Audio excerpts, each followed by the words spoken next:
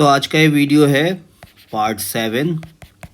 ये पार्ट 7 है। आज से पहले इसके 6 पार्ट बन चुके हैं।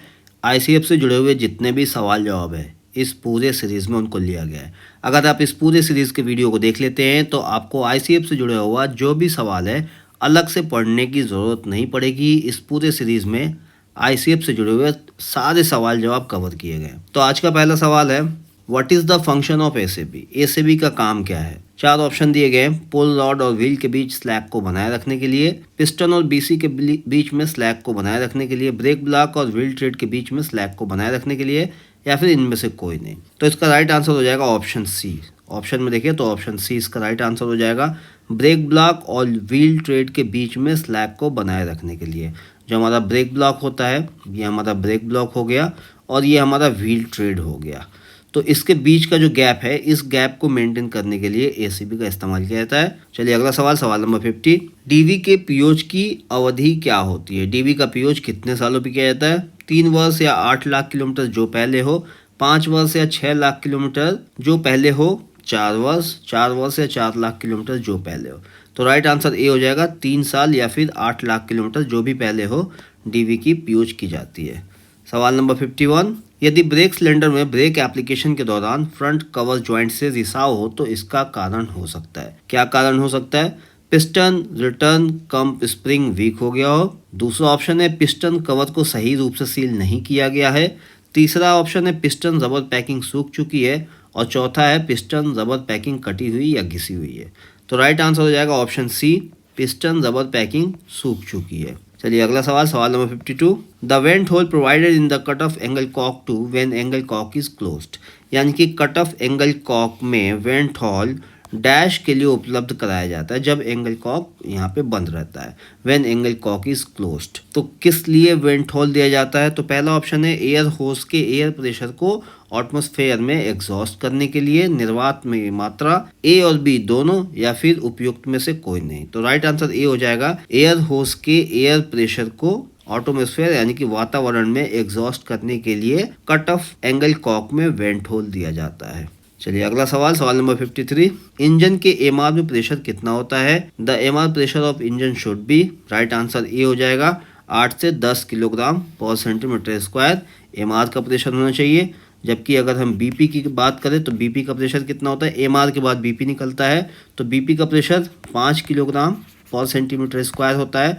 और अगर हम एफपी की बात करें तो एफपी 6 किलोग्राम पर सेंटीमीटर स्क्वायर होता है। एमआर का प्रेशर 8 से 10 किलोग्राम पर सेंटीमीटर स्क्वायर होता है। सवाल नंबर 54। एयर ब्रेक सिस्टम में डीवी से बीसी तक जो ब्रांच पाइप जाता है वो कहाँ, कॉमन पाइप ब्रैकेट के अंदर से वो कहाँ से जाता है? जो हमारा कॉमन पाइप ब्रैकेट होता है, कॉमन पाइप ब्रैकेट तो आपको पता होगा, नहीं पता है तो मैंने इसके ऊपर वीडियो बनाए हैं या फिर पिछले पूरे सीरीज में कई बार इसके ऊपर बात हुई है। कॉमन पाइप ब्रैकेट कुछ इस तरह का एक पाइप ब्रैकेट होता है जिसके एक तरफ यहाँ पे डीबी लगता है और दूसरी तरफ यहाँ से 3 पाइप निकल के जाते हैं, एक नीचे, एक ऊपर, एक बीच में। तो ये पूछा जा रहा है एयर ब्रेक सिस्टम में जो बीसी डीबी से यानी कि इस डीबी से जो ब्रेक सिलेंडर तक जो पाइप जाता है वो कॉमन ब्रेक पाइप जो पाइप है इसके 3 पाइपों में से कौन सा पाइप होता है? ऊपर का होता है, नीचे का होता है, या फिर बीच का होता है, या फिर इनमें से कोई नहीं होता है? तो बॉटम जो नीचे का पाइप है ये जाता है बीसी में। तो हमेशा कॉमन पाइप ब्रैकेट का जो सबसे नीचे का पाइप होता है वो पाइप डीबी से ब्रेक सिलेंडर में जाता है। अगला सवाल, एयर ब्रेक सिस्टम में ब्रेक पाइप डीबी से एआर तक जो पाइप जाता है कॉमन पाइप ब्रैकेट से वो कौन सा पाइप होता है? और नीचे वाला तो ब्रेक सिलेंडर को जाता है, और कौन सा पाइप होता है? तो ये मिडिल जो पाइप है ये एआर में जाता है। यानी कि कॉमन पाइप ब्रैकेट से जो बीच का पाइप है वो निकल के एक्सॉलरी रिजर्वायर यानी कि एआर में जाता है। ऑप्शन में देखें तो बी इसका राइट आंसर हो जाएगा, मध्य में या फिर इन मिडिल। चलिए सवाल नंबर 56। ब्रेक सिलेंडर में उपलब्ध स्प्रिंग रिटर्न का काम क्या है? जो ब्रेक सिलेंडर में रिटर्न स्प्रिंग लगता है उसका काम क्या है? 4 ऑप्शन है, स्प्रिंग को पिस्टन के बाहर खींचना, पिस्टन को सिलेंडर के अंदर धकेलना, डेड लीवर को धकेलना, कंट्रोल रॉड को धकेलने के लिए। तो राइट आंसर हो जाएगा ऑप्शन बी, पिस्टन को सिलेंडर के अंदर धकेलना। इसलिए इसके नाम से भी आप देख सकते हैं रिटर्न स्प्रिंग इसका नाम ही है। ये पिस्टन को वापस सिलेंडर के अंदर ढकेलता है। सवाल नंबर 57। एयर ब्रेक कोच में पीईएबी और पीएसटी को किस ब्रांच पाइप से जोड़ा जाता है? राइट आंसर ऑप्शन बी हो जाएगा, बीपी। बीपी से जोड़ा जाता है। सवाल number 58, the full name of PEAST। ये हर जगह आता है, बहुत कॉमन हो गया, passenger emergency alarm signal device.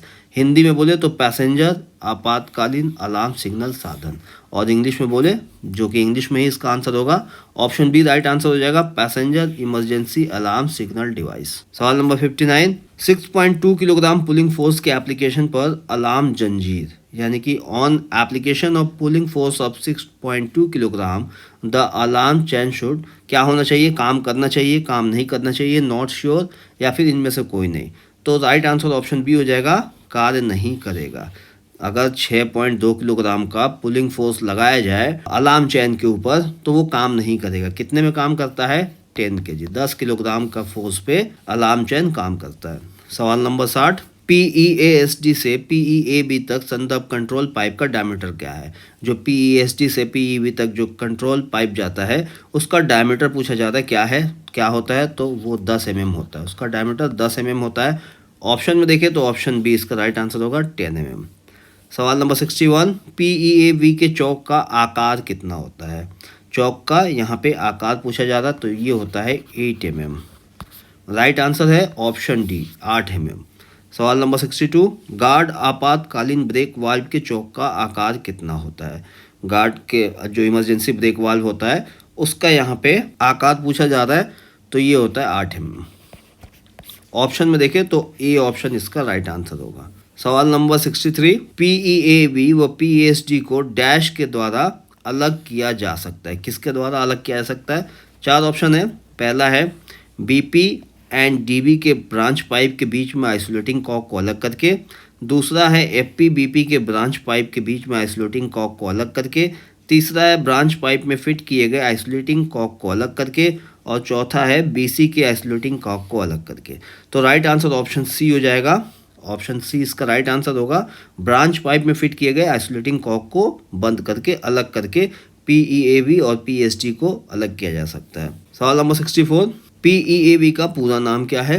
Passenger emergency alarm valve, ये भी बहुत आसान है, हम हर बार आता है। ऑप्शन में देखें तो ऑप्शन सी इसका राइट आंसर होगा, passenger emergency alarm valve. Hindi में पैसेंजर आपाती अलार्म वाल्व लिखा है, और अगर इंग्लिश में देखें तो यहाँ पर लिखा है पैसेंजर इमरजेंसी अलार्म वाल्व।